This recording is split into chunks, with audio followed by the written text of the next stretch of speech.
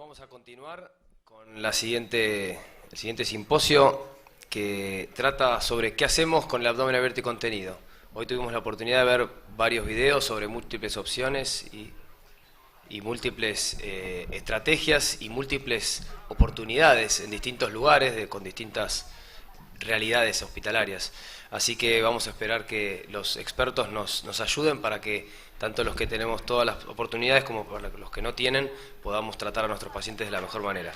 Nos va a acompañar con el tema indicaciones del abdomen abierto y contenido la doctora Adriana Hernández López de México, así que Adriana, por favor, mientras sea lista. A mi izquierda tenemos al doctor Lucas Blázquez Laustres de España, que va a hacer los comentarios. Muchas gracias, doctor, por estar. Y muchas gracias a los que están acá, que es sábado, que probablemente tengan tiempo para familia, para hijos, y la sala está casi llena, así que eso habla del evento y habla de lo que convoca a la especialidad, así que muchas gracias por estar. Bueno, muy buenos días, ya estamos cerrando este magnífico evento. Felicidades, Jorge, y ya necesitábamos algo presencial, así que este fue el mejor regalo de esta temporada. Bueno, yo voy a tratar de ser muy puntual para darle espacio a la discusión. Me asignaron el tema de el abdomen abierto y contenidos y estamos sobreindicando y bueno, tuve la oportunidad de llegar temprano y escuchar las presentaciones que hicieron los médicos residentes. Felicidades, y estoy totalmente de acuerdo con ellos, pero sí me gustaría precisar un poquito más el concepto de control de daños. Este término fue utilizado por la Armada Naval y se refiere a esto, qué es lo que hay que hacer para absorber el daño, mantener integridad y regresar, o sea, lo mínimo para poder regresar, llevarlo a lugar seguro y entonces ahí sí arreglarlo. Lo que le pasaba al navío, esta consideración de los abdómenes de control de daño fue desde los 80s, cuando Stom refirió y ya empezaban los herniólogos a hablar de que muchos pacientes que fueron llevados a la laparotomía y se cerraban, hacían síndromes compartimentales y que entonces que mejor había que dejarlos abiertos. Y entonces nos ponían en el dilema de qué hacer con un abdomen que no se podía cerrar. Y fue rotundo 10 años después cuando el concepto de la cirugía de control de daños, el término control de daños fue llevado a la pared. No había estudios prospectivos, pero se sabía que cuando se tomaban el tiempo para no intentar en ese momento crítico, había mejores resultados en nuestros pacientes en donde se les estabilizaba y pasaban a unidades de terapia intensiva. Todos estos son los términos que indican lo mismo: laparotomía, control de daños, cierre abdominal temporal, cirugía de rescate, laparotomía abreviada, reoperación planeada y laparotomía etapificada, como se le conoce a estos abdómenes abiertos y contenidos. Es este concepto de medidas temporales en donde lo que esperamos es que el cirujano que está a cargo tenga un juicio clínico y decida que variables como coagulación, hipotermia y acidosis son lo primero que se debe controlar y hay que sacar a ese paciente de sala. Así que ninguno de ustedes cuestionaría que estos pacientes, una vez que se controla la emergencia, salgan a unidades con manejo crítico. Estos pacientes de trauma, la cirugía de la laparotomía, en donde se hace resucitación, en donde se controla hemorragia, se controla contaminación, de la anatomía de la pared ni se preocupen, ya habrá un tiempo cuando el paciente la brinque, porque la indicación es cerrar en forma temporal. Entonces, es aquí donde el mínimo de maniobras, lo que se trata es controlar sangrado y contaminación, más el tiempo máximo son 30 minutos. Yo, cuando estuve al frente de la división de cirugía de mi hospital, me decían, hubo una cirugía de control de daños de 4 horas. ¿Eso qué tiene de cirugía de control de daños? Es algo en donde se resuelve y el paciente se va a terapias intensivas. Es donde hay que tomar la decisión, hay que hacer una secuencia de 5 o 10 minutos, una exploración metódica en donde se controla el sangrado, se decide si las resecciones intestinales van a tener restitución o nada más ¿cómo se llama?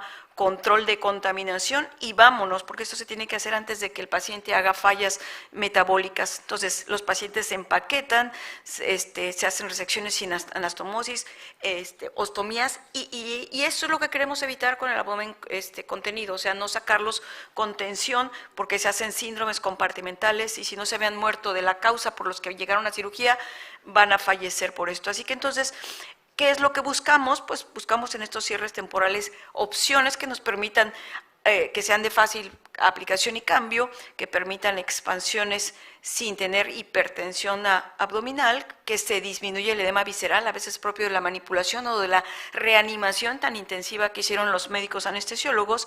Hay que proteger las vísceras y la pared de daños, que se evacúen fluidos, que de preferencia no se hagan adherencias, y minimizar pérdidas de dominio.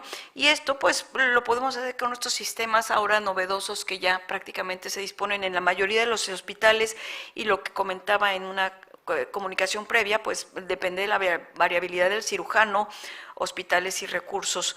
Entonces, se trata de cómo contener eso y seleccionar adecuadamente a los pacientes. En la cirugía de la parotomía no hay duda de a quién ya hay que llevarlo, pero ya que nos vamos a abocar a la pared, pues prácticamente esta va a ser la indicación para que se diseñe algo para... No podemos cerrar porque el paciente tiene edema, y como ya ahora sí ya sabemos que va a entrar a una reconstrucción posterior a un tiempo electivo programado, bueno, entonces es aquí en donde planeamos esta posibilidad de tener abdómenes contenidos abiertos, o estos pacientes de abdomen catastrófico como se mostraron en la mañana con cirugías de reintervención. Bueno, pues esos son los pacientes que hay que darles este recurso. Ya no hay que hacer esto, no hay que sacar estas grafetes, así maltrato de la pared que veíamos así en los hospitales escuela, en los hospitales de la Cruz Roja, de estos centros de trauma, en donde, bueno, hasta como que presumíamos, miren cómo se cerró, y hoy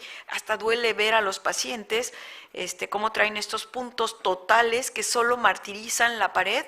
Y tampoco se trata de que veamos esto, como mallas de polipropileno son colocadas con puentes en contacto directo con las asas, porque eso, la intención era no tener un abdomen con un síndrome compartimental, pero esta es una invitación de ven, fístula, ven, aparécete, ese invitado no deseado. Entonces no hay que hacer eso. Y bueno, ya hay desde films muy elaborados de casas comerciales hasta estas preparaciones caseras que todos hacemos en los hospitales públicos. Yo durante más de 15 años estuve en un hospital público, y pues se trabaja con lo que se tiene, y la Bolsa de Bogotá nos hizo el paro en muchos de los casos que llegaron a estos pacientes. Aquí hay una publicación de un colega argentino en donde hace una nota del editor a la doctora Browns de un hospital universitario en España, y le comenta, hacen una observación en relación al abdomen abierto y contenido, y le dice que ponen una malla y se efectúan pocos y gruesos puntos extraperitoneales y subdérmicos, tratando de evitar la separación exagerada de los bordes cuando los pacientes se les prolonga la cirugía. Y es cierto, fíjense, la doctora le contesta que sí, que muy buena observación, pero que ella coloca un surjete continuo con la piel. Y entonces mi consejo es, si bien es cierto que a veces llegaba yo y encontraba esto, yo le decía al residente, entiendo que es una salida rápida, el paciente se le contuvo, pero los que hacemos pared, lo que veíamos es que las aponeurosis se nos iban rezagando. Entonces, implementamos en el hospital que sí colocaran bolsas de Bogotá, porque en los turnos, no sé si pasa aquí, pero en el día se tiene la mayoría de los recursos, en la tarde menos, y en la noche no hay nada, y entonces que no la pegaran a la piel, que realmente la detuvieran en los bordes aponeuróticos, y eso hacía a nosotros, los de la clínica de hernia compleja, tener un poquito más control. No se nos iba tan atrás los bordes aponeuróticos. Es que va a haber necrosis. ¿Necrosis por qué? Pues es un surjete. Es que lo vamos a lastimar. Si la bolsa, es más, si la bolsa la vamos a abrir por aquí, por en medio, y esta es la que vamos a estar con estas suturas, y que si queremos estar haciendo lavados. Entonces, cambiamos el concepto en mi hospital, y en lugar de pegarlo a la piel, lo pegábamos a los bordes, y teníamos de verdad muchos menos brechas cuando los pacientes ya llegaban a una reconstrucción.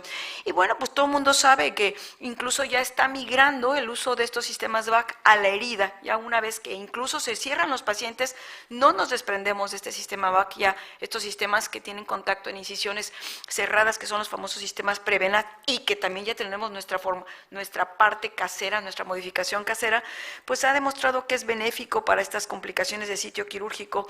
Así que entonces este sistema de aptera y de film y de esponjas en abdómenes abiertos ahora ha sido extrapolado a cuando se cierran los pacientes y son útiles porque sabemos que se mantienen afrontados los bordes, se distribuyen las fuerzas de orientación, se reduce edema y se mejora la cicatrización. Entonces, bueno, pues este sistema VAC sí es funcional. Si no lo tienen, utilicen la bolsa de Bogotá. Mi consejo es péguenlo al borde neurótico.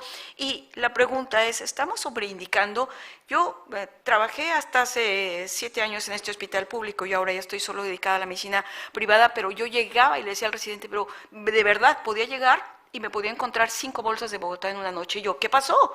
¿Qué pasó? Es que no cerraban, es que no cierran. Y entonces la verdad es que en ese tiempo yo consideré, hice puntual crítica a mi hospital de estamos sobreindicando el uso de abdomen abierto. Hoy con estos recursos que se tienen y sobre todo porque ya hay especialistas en el manejo de la pared, o sea, ya hay una previsión a futuro, creo con los que nos hemos quedado con 2, 3 indicaciones. Entonces, antes sí, hoy creo que no estamos sobreindicando. Hoy todo el mundo intenta proteger la pared y entonces utiliza estos sistemas para planear cierres en corto. Muchísimas gracias. Muchas gracias, doctora, y muchas gracias por respetar el tiempo también. Doctor Laustre, si quiere hacer un comentario. Doctora Hernández, enhorabuena por la presentación.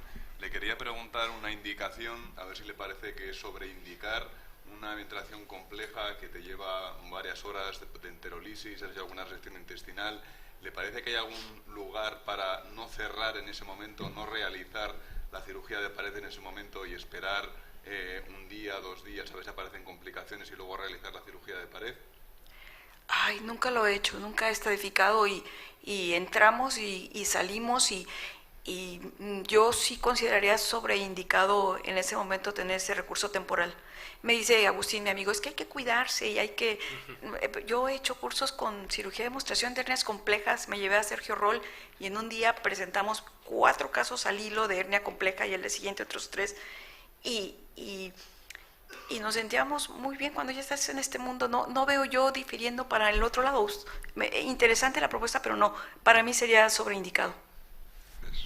Muchas gracias. Lo invitamos al doctor Gonzalo Crosby, que nos va a hablar sobre el cierre progresivo del abdomen abierto.